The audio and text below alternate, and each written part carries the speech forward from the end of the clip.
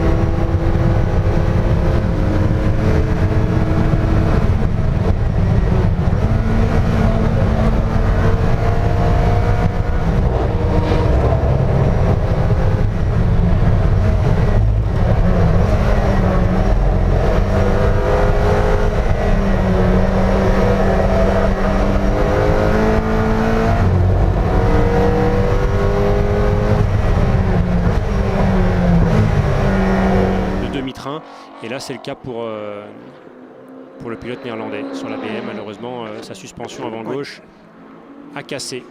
Là c'est clair, on va pas aller beaucoup plus loin je pense pour le champion d'Europe GT4 Max Kubolt, un tout jeune pilote puisqu'il vient de fêter il y a quelques jours son 20e anniversaire. On revoit ici,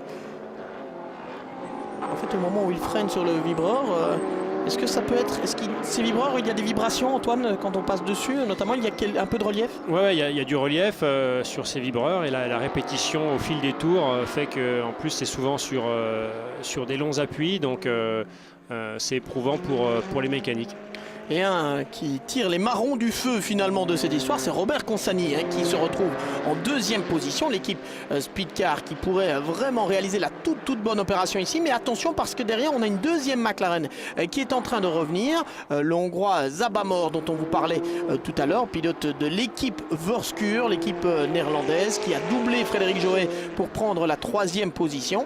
Frédéric Johet est quatrième désormais. Pierre Sansinena en cinquième position qui confirme la bonne forme finalement de cette Porsche Racing Technology, lauréate de la course 2 de Barcelone. Et puis en sixième position, Romain Monti est auteur d'un excellent début de course également. Ces 6 pilotes là, enfin on a plutôt 5 ici de la deuxième à la sixième place, mais on a vraiment un groupe de tête qui s'est bien échappé désormais. Et puis derrière, septième position pour Gilles Vanley qui mène en quelque sorte le groupe de chasse avec juste derrière lui Scott Maxwell.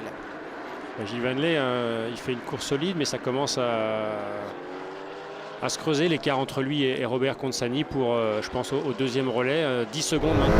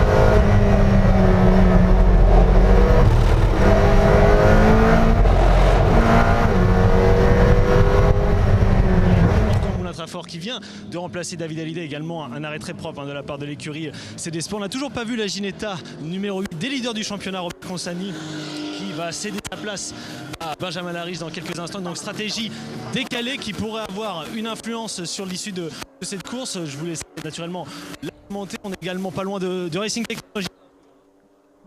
Ah, on a perdu. En tout cas, c'est Frank Le Harper. Il repart et je vous redonne la main.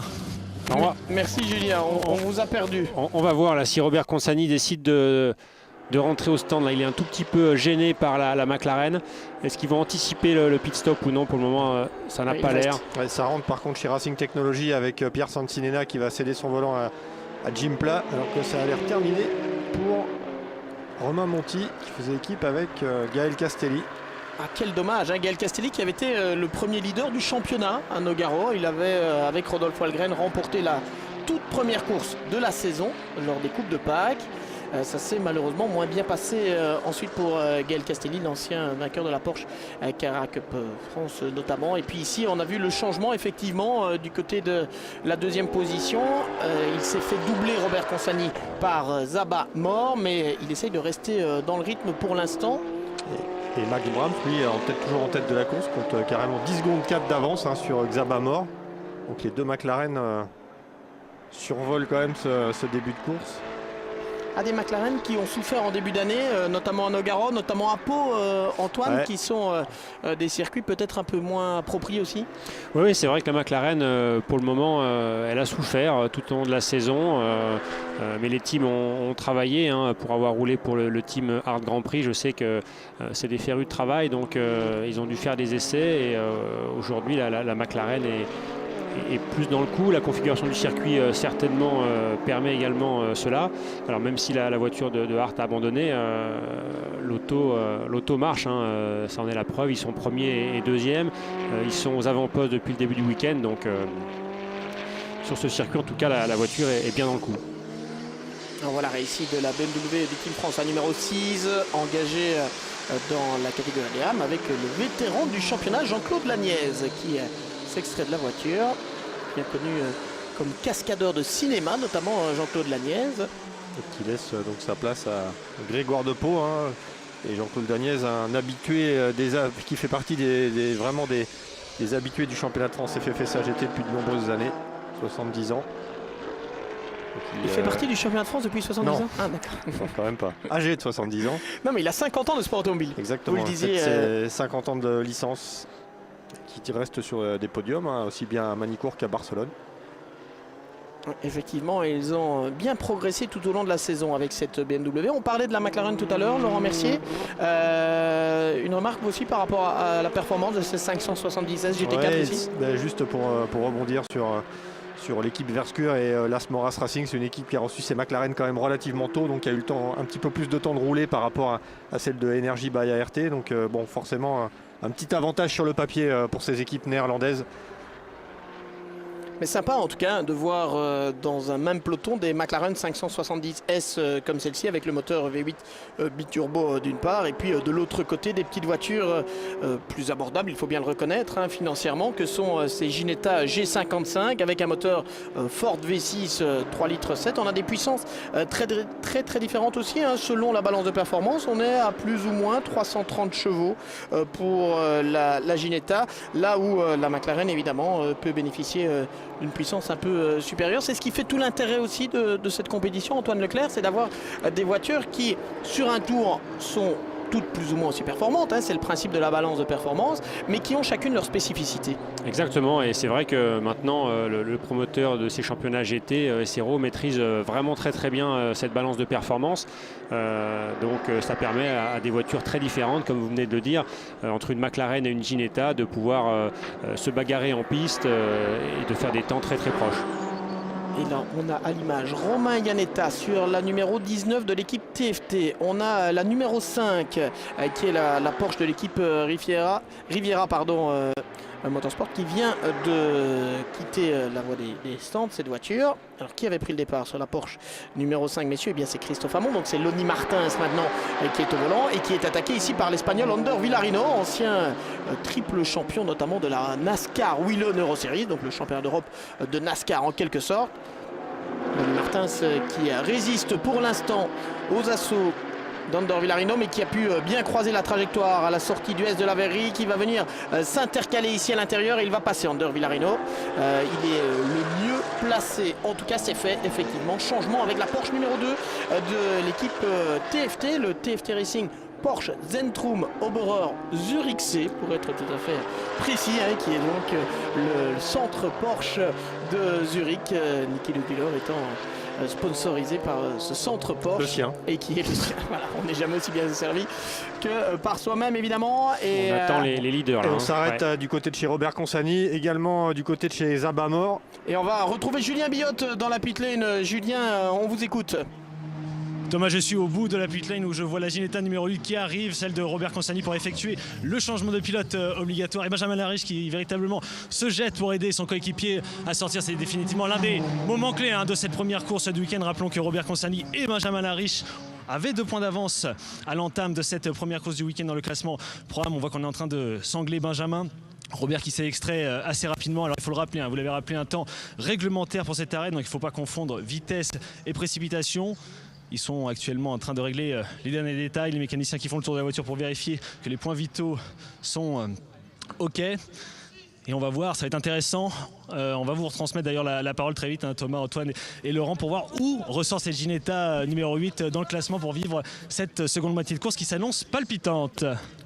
Merci effectivement Julien, merci beaucoup. On va revoir ici cette voiture qui va reprendre la piste. On a également à l'image la McLaren numéro 10, Zabamor, qui a été relayé par le Britannique Finn Hutchinson, qui repart très logiquement puisqu'on a un temps minimum. Et attention, Julien Piguet qui est là et qui va directement doubler.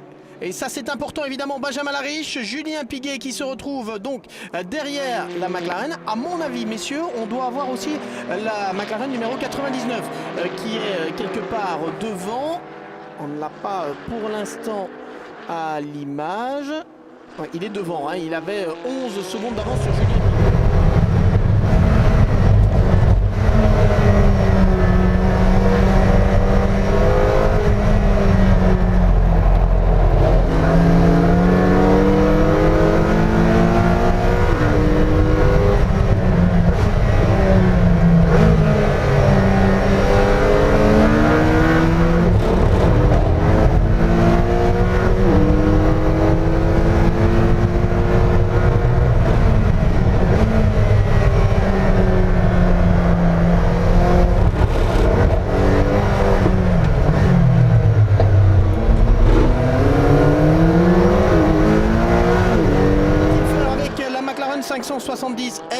De l'équipe Vorscure qui est juste devant lui, je ne sais pas, mais Eric Trémoulet est absolument remarquable et on associe évidemment Olivier Jouffret qui a lui aussi réalisé une excellente prestation en début de course. Attention, la lutte pour la 3e marche du podium, que va-t-il faire Eric Trémoulet? Est-ce qu'il peut déboîter ici au niveau de la chicane?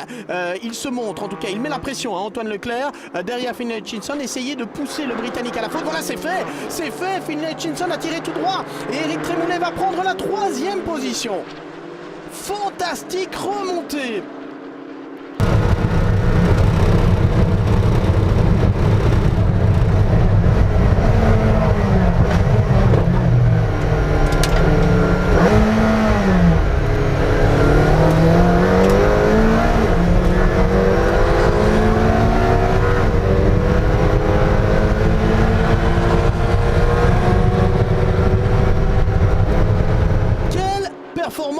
Et il n'a que 3 secondes de retard sur Julien Piguet.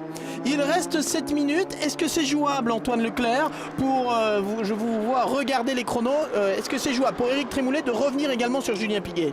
Alors ça va être intéressant effectivement cette fin de course. Eric Trémoulet il fait un relais splendide, c'est le plus rapide en piste actuellement avec Mike Parisi, donc là aussi travail remarquable de Gilles Vanley en premier relais puisqu'il a permis à Mike de remonter. Mais c'est vrai que Trémoulet il fait un relais magnifique. On revoit ici le dépassement Antoine. Il va passer en fait, il gagne 2 places en 3 virages. Hein. C'est ça. C'est ça, il pousse Finlay Hutchinson à la faute et il s'empare de la 3e place. Alors après, il va falloir cravacher pour revenir sur Julien. Il va falloir quand même faire attention. Hein. Le paramètre dégradation pneumatique ici au Paul Ricard est bien présent. Donc ces 7 dernières minutes peuvent nous réserver des surprises. On a vu Romain Iannetta crever, est obligé de s'arrêter au stand. Donc il a fallu faire évoluer les setups de qualification pour la course. Sinon, on s'expose à des petits soucis du même type que celui de Romain Iannetta. Donc attention, il reste moins de 7 minutes, mais ça peut être 7 minutes très intenses en termes de spectacle et de rebondissement. On a vu Jim Clark qui perdait un peu l'arrière. On a vu l'arrière se dérober au freinage du S de la Verrerie. Ça va permettre à Finn Hutchinson de repasser devant après avoir dû céder sa position suite à un tout droit. Et tout ça, ça fait les affaires de qui? De Benjamin Lariche qui est revenu également et qui non seulement peut espérer devancer encore Mike Parisi, mais pourquoi pas intercaler l'un ou l'autre concurrent devant lui. Ça se chauffe là-bas avec Jim Clark qui vient à l'intérieur, Finn Hutchinson, Benjamin Lariche qui en profite et qui gagne 2 places.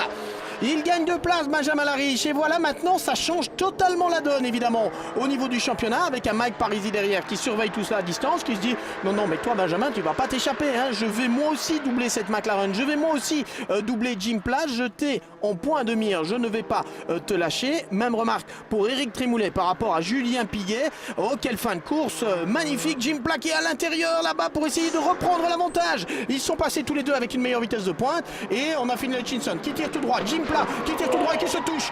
Ces deux-là, voilà, on le sentait venir.